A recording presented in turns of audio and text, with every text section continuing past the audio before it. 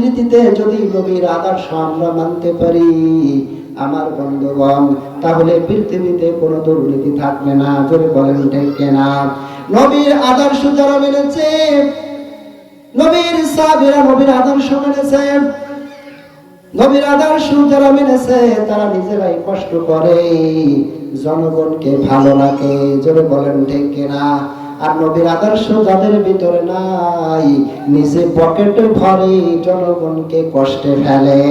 জোরে বলেন ঠিক না? খলিফাতুল মুসলিমিন হযরত ওমর রাদিয়াল্লাহু তাআলা আনহু একদিন মিম্বরে খুতবা দেওয়ার জন্য দাঁড়িয়ে গিয়েছে। হঠাৎ করে এক সাহাবী বলছে, ইয়া আমিরুল মুমিনিন, আমার একটা প্রশ্ন রয়েছে, এই প্রশ্নের জবাব আগে দিতে হবে, তারপরে খুতবা দিতে হবে। খলিফাতুল মুসলিমিন হযরত ওমর রাদিয়াল্লাহু তাআলা আনহু বললেন, কি তোমার প্রশ্ন? সাহাবী বললেন, কয়েকদিন আগে বাইতুল মাল থেকে একটা করে জুব্বার কাপড় আপনি বিতরণ করেছেন, প্রত্যেকে একটা একটা করে কাপড় পেয়েছে, আমরাও একটা পেয়েছি, সবাই একটা করে পেয়েছে, আপনিও একটা পেয়েছেন। কিন্তু যে কাপড়টা দিয়েছেন ওই কাপড়টা দিয়ে একটা জুব্বা তৈরি করা যায় না। কিন্তু দেখতেছি আপনি সুন্দর একটা জুব্বা তৈরি করে, সুন্দর একটা জুব্বা পরিধান করে আপনি খুতবা দিতে দাঁড়িয়ে গিয়েছেন। তাহলে এই এত ছোট কাপড় দিয়ে একটা জুব্বা হয় না, কিন্তু আপনি দেখতেছি একটা জুব্বা তৈরি করেছেন, নিশ্চয়ই আপনি একটা বেশি নিয়েছেন। কোন কারণে আপনি জনগণের হক মেরেছেন? এর জবাবটা আগে চাই। আল্লাহু আকবার বলেন। এরকম প্রশ্ন আমরা কোন নেতাকে করতে পারবো? করার কোন সুযোগ আছে? যে আপনার গাড়ি কেন, আপনার স্ত্রীর গাড়ি রয়েছে, সন্তানের গাড়ি রয়েছে, লন্ডনে বাড়ি রয়েছে, জোরে বলেন ঠিক না?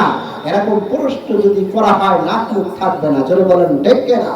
আমার বন্ধুগণ, খলিফাতুল মুসলিমিন হযরত ওমর রাদিয়াল্লাহু তাআলা আনহু বললেন, ও আল্লাহর নবীর সাহাবী, শোনো শোনো, এই প্রশ্নের জবাব দিব, তবে আমি দিব না, আমার ছেলে আব্দুল্লাহ তোমার এই প্রশ্নের জবাবটা দিয়ে দিবে। ওই আব্দুল্লাহ উঠে দাঁড়াও। হযরত আব্দুল্লাহ রাদিয়াল্লাহু তাআলা আনহু ওমর রাদিয়াল্লাহু তাআলা আনহুর ছেলে উঠে দাঁড়ালেন। উঠে দাঁড়ায় চোখের পানি ছেড়ে দিলেন। চোখের পানি ছেড়ে দিয়ে বলতেছে, হে আল্লাহর নবীর সাহাবীরা, শোনো শোনো, কয়েকদিন আগে যে জুব্বার কাপড় বিতরণ করা হয়েছে, সবাই একটা একটা করে পেয়েছে, আমিও একটা পেয়েছি, আমার বাবাও একটা পেয়েছে, আপনারাও একটা একটা করে পেয়েছেন। কিন্তু আমার বাবা অর্ধ পৃথিবীর খলিফা, অর্ধ পৃথিবীর বাদশাহ, আমি কোনোদিন দেখি নাই আমার বাবা একটা নতুন জুব্বা পরে খুতবা দিতে দাঁড়িয়েছে। প্রত্যেক জুম্মার দিন দেখি আমার বাবা একটা ছেঁড়া জুব্বা পরে, তালি লাগানো জুব্বা পরে প্রত্যেক দিন খুতবা দেয়। কিন্তু আমার কোনোদিন সামর্থ্য হয় নাই আমি ছেলে হয়ে একটা জুব্বা আমার বাবাকে কিনে দেব, এমন সামর্থ্য আমার কোনোদিন হয় নাই, এজন্য দিতে পারি নাই। কিন্তু যখন দেখলাম একটা একটা করে কাপড় বাইতুল মাল থেকে দেওয়া হয়েছে, যে কাপড় দিয়ে একটা জুব্বা হয় না, এই জন্য আমার কাপড়টা আমি আমার বাবাকে দিয়ে দিয়েছি। ওই দুইটা কাপড় মিলাইয়া আমার বাবা একটা জুব্বা তৈরি করেছে। আল্লাহু আকবার বলেন।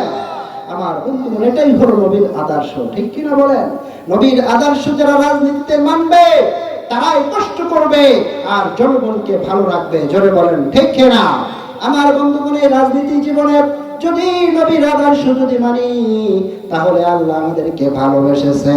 আর রাজনৈতিক জীবনে নবীর আদর্শ যদি না মানি, আল্লাহ এখনো আমাকে ভালোবাসেন নাই। জোরে বলেন ঠিক কিনা? এরপরে আসেন সব থেকে গুরুত্বপূর্ণ বিষয় হলো নামাজ। জোরে বলেন ঠিক কিনা? নামাজ হলো নবীর আদর্শ। এই আদর্শ আমাদের ভিতরে আছে।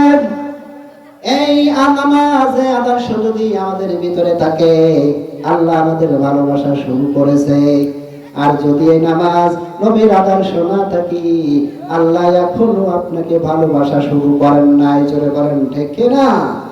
তাহলে নামাজ আমরা পড়ি, জোরে বলেন পড়ি, নামাজ আমরা কিন্তু পড়তে চাই না, নবীর আদর্শ গ্রহণ করতে চাই না।